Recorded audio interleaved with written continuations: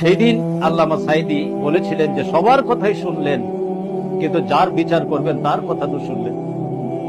বিচারপতিরা বাধ্য হয়েছিলেন তাকে একটু সময় দেওয়ার জন্য।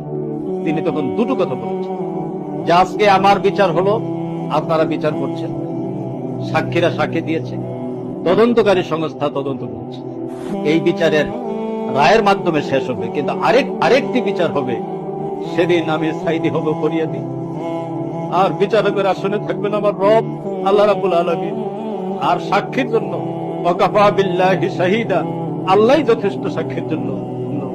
সেদিন আমি নির্দোষ প্রমাণিত হব।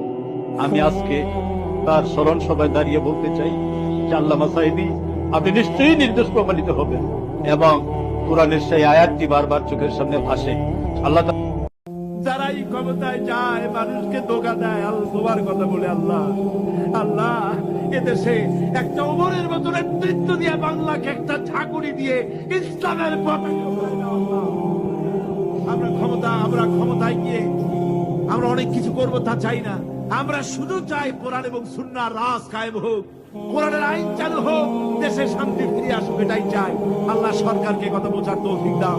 আয় আল্লাহ, আওয়ামী লীগ, বিএনপি, অন্যান্য যত পার্টি আছে সমস্ত দলের জন্য আমরা দোয়া করি। আল্লাহ, বাংলাদেশে যত দল আছে সকলকে ইসলামী আন্দোলন করার তৌফিক দাও আল্লাহ। সকলকে দল মত নির্বিশেষে দলাদলি ভুলে গিয়ে ঐক্যবদ্ধ হওয়ার তৌফিক দিয়ে দাও আল্লাহ। বাংলাদেশ পৃথিবীর শ্রেষ্ঠ ইসলামী দেশে পরিণত করে দাও আল্লাহ। রব্বুল আলামিন দোয়া মঞ্জুর করো আল্লাহ, দোয়া বিরাই দিও না আল্লাহ।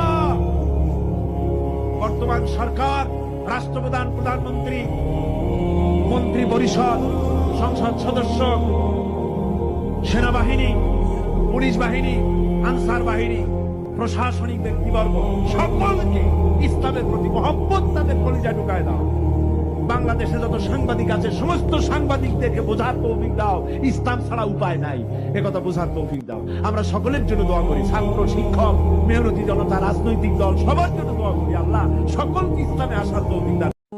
৫,০০০ লোকের একটা ইমাম বানাতে গিয়ে মাইক্রোস্কোপ যন্ত্র দিয়ে দেখেন মোষ কেমন, দাড়ি কেমন, চুল কেমন, পাও কেমন, হাত কেমন, হাতে নখ লম্বা কিনা, দাঁতে সাদা কিনা, বউ পর্দায় থাকি কিনা, মিথ্যা কথা কয় কিনা, এত দেখেন। আর যখন নির্বাচন আসে তখন ২.৫ থেকে ৩ লক্ষ মানুষের জন্য একজন এমপি নির্বাচিত হয়। সেই ইমামকে বাছাই করার জন্য নামাজ পড়ে কিনা, জিনাকার কিনা, মদখোর কিনা, সুদখোর কিনা, ঘুষখোর কিনা, বদমাশ কিনা বাছাই করা হয় না।